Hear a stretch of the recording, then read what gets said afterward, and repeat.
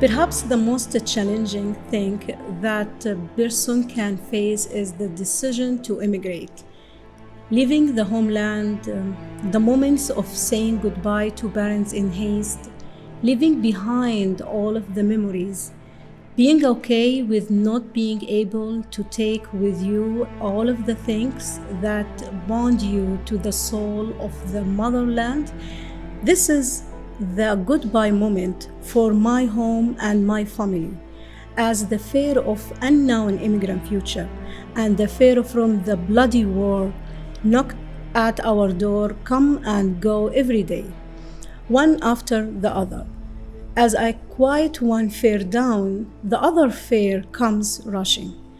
The unbearable pain of still not knowing what awaits us behind the dangers of civil war makes the quick moments of farewell to my home and family easy.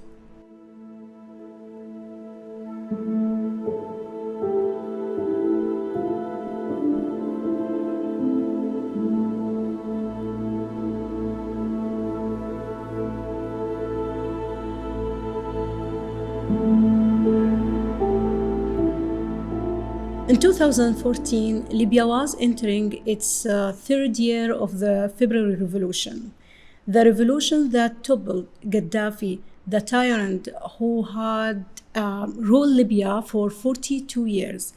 His rule was a mixture of chaos and military dictatorship. That year marked a turning point for both my country and my life. I graduated from the Faculty of Law in 2004. I began working as a junior lawyer at the law firm for 2 years. After that, I have practiced family law for 10 years at my own law firm.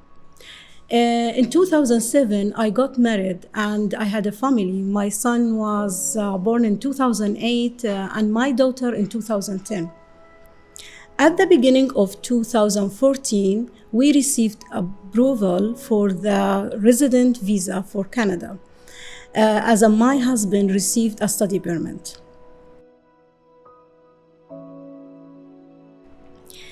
Taking only the necessary things was one moment I will never forget.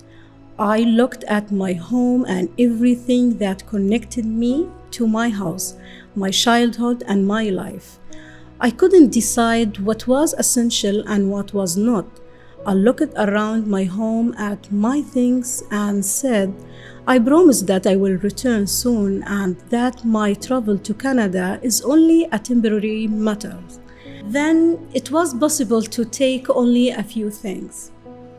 Other moments are still stuck in my head, like when I said goodbye to my father. I promised him that I will be back soon. He said, Inshallah, but his eyes were really saying that I wouldn't be coming back soon. His eyes were full of tears and his hands were trembling. At that moment, I knew my absence means uprooting one of his roots. The plane took off and I was looking at the window and saw my homeland fade behind the clouds. My heart began to beat as if I had left a part of me in my land.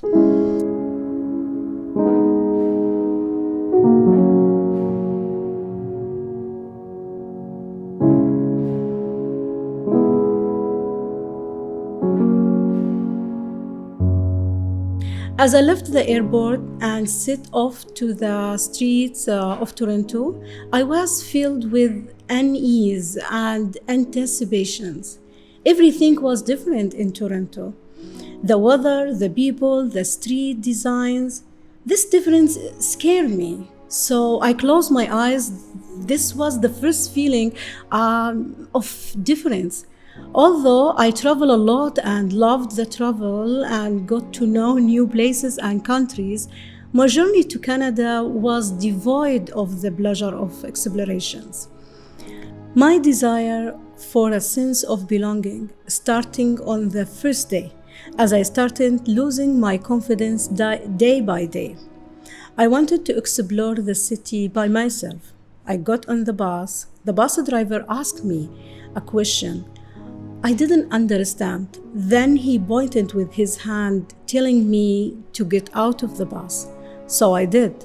I sat on the seat at the bus stop and started crying. One of the people standing there was speaking Arabic. He asked me if I needed help. Fortunately, I had my husband's phone number on the piece of the paper. So he called him. He came to pick me up quickly. When we returned, I discovered that the bus stop was only 10 steps away from the building where we live in. Because I was confused, I lost my sense of direction, couldn't focus. This was the first time my memory failed me. The next day, I tried to prove myself that I was still okay and could take the bus by myself. I wrote down the address I wanted to go to. I memorized 2 or 3 sentences to ask the bus driver if I needed to tell him where I wanted to go. The bus arrived. I entered the bus. To my luck, it was the same bus driver from the day before. I said hello, I put the bus fare in and showed him the address I wanted to go to. He looked at me with a mockery. I will never forget his face and the look. He shook his head and told me words I didn't understand. I sat down in the front seat. The passenger next to me wanted to help. As I looked very confused, I showed her the address where I wanted to go. She gestured that I took the wrong bus. I got off the bus and went back home. After that day, I decided not to go out on the streets alone to avoid feeling ridiculed by anyone like the bus driver. Another unforgettable memory of my adaptation to live in our early days in Canada was when I went to the dollar store. My husband encouraged me to pay, so I told the lady at the cashier, I'm going to buy. She calmly whispered and told me, you can't say I want to pay. There are differences between buy and pay. Then she came out of the checkout counter. She asked me to communicate with her to learn English or learn new things about the city, like shopping. She put her phone number in my phone. She is the first Canadian woman I met. I will never forget the act of kindness that she offered me that day.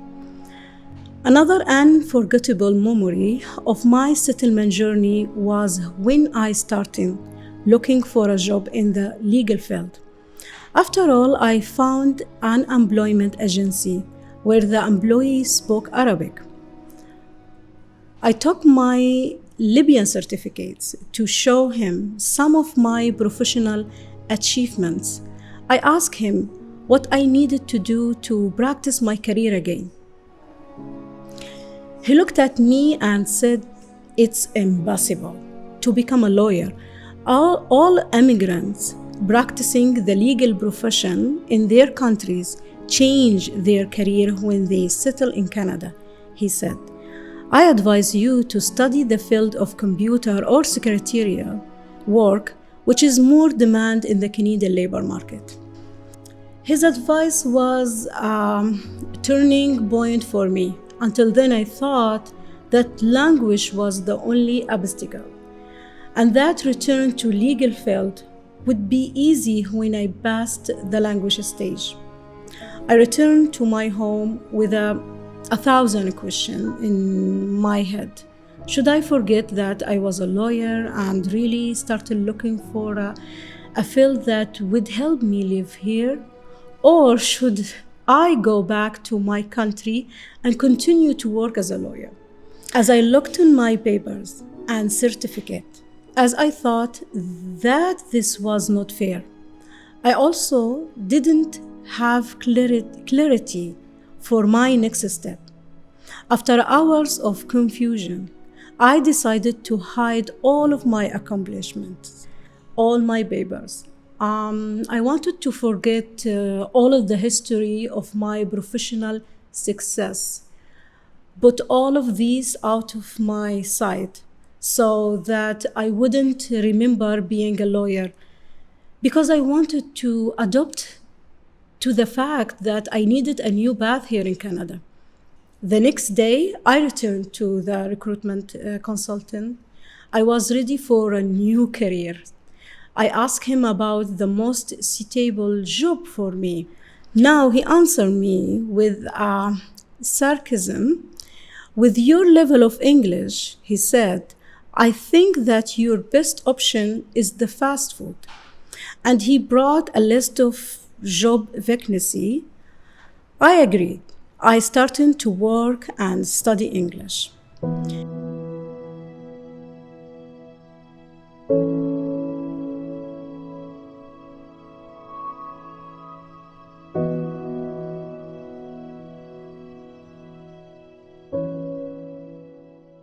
This is how my path in Canada started.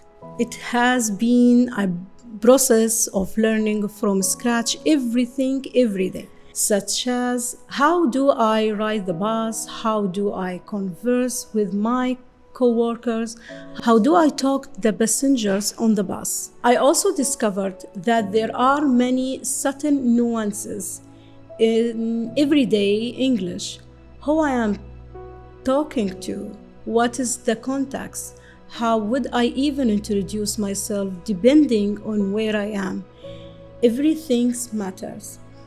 And it's more than just learning to speak many ways of English. How do I create a balance between my responsibility as a mother and as an immigrant woman looking for ways to fit in her new country? I met Canadians who were very kind and genuinely inclusive. Many helped me learning the English language. Within a year, my English had improved a lot. I appreciated all of the free programs available in Ontario that help immigrants overcome many obstacles. After living in Ontario for 4 years, we decided to move to New Brunswick. I had never given up on my dream of returning to the legal field, since I had put all of my accomplishments in a box. I opened a briefcase and checked again all of my papers and my certificate, and I asked myself, will I ever return to the courtroom with my briefcase in my hand? With optimistics, certainly, I answered, yes, I could, and I will.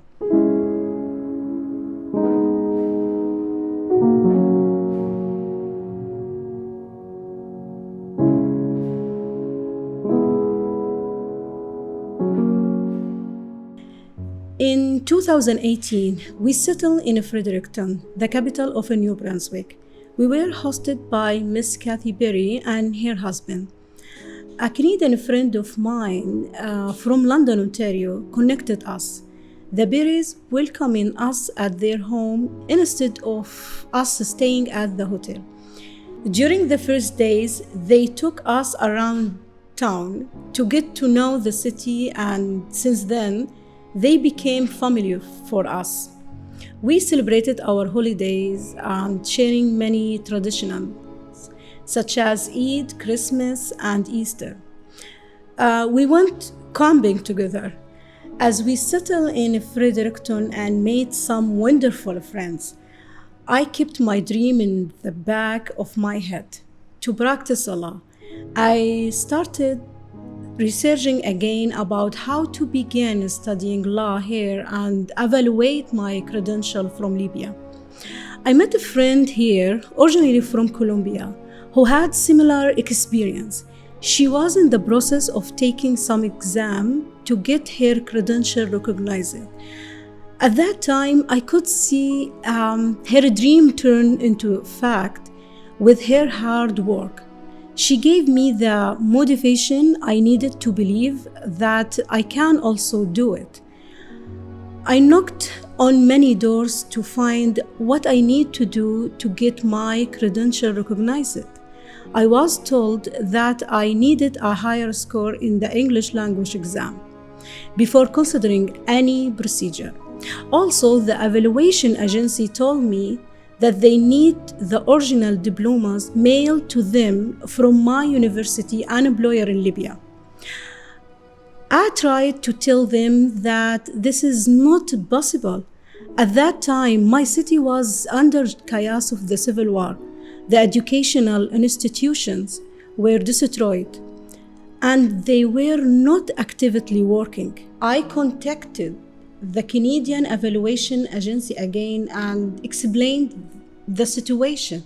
They told me again that unfortunately the papers must be original and sent directly from the university and from the bar association in my city. I felt frustrated that the dream of returning to my job was far away again, with all of the inflexibility and lack of empathy of bureaucratic procedure. Again, I put away my papers, as you would say in English, out of sight, out of mind. I decided to take a different path, inspired by the fact that the challenges I faced were very common for many aspiring immigrants. I registered for a master's degree at the University of New Brunswick. Since then, I have been studying the issue of labor market and immigrants in the province. Perhaps through my studies, I will be contribute research that reveals the problem of recognition of foreign credentials. Like it's anywhere, adaptations in New Brunswick is challenging. Finding friends sometimes take time. I find myself that I'm drawn to people who are like me in some ways, like sharing similar mindset. I now have friends from all walking of lives. When it comes to how I go about my lifestyle choices and decisions, my experience of being is out of place. I feel that my choices and decisions can't belong neatly in any category. They never fit neatly in any box. When I'm with my friends and family from Muslim communities, I feel my lifestyle is too Canadian and I'm losing my Arab values. And when I'm with my Canadian friends, I feel like my values and how I go about my life decisions are too Arab. So I feel both out of place and stuck in the middle. And an example is when I went through divorce and my separation from my children. My family and Arabic friends ultimately rejected the idea of divorce and separation, as they told me, shame on you for asking for divorce and leaving your children. At that same time, my Canadian friends' view were that happiness and freedom are what I deserve. I couldn't find any emotional support to contain me from either side. A surge of belonging is not just finding a roof over your head that protects you from war or hunger. Belonging is a feeling that there is a hand that supports you and opens the door to opportunities for you. As an immigrant, I have come with my lived experience, my values, and my own history. All of that qualifies me to be a good citizen in my new society. I don't want to remain as an immigrant woman who forever looks for self approval.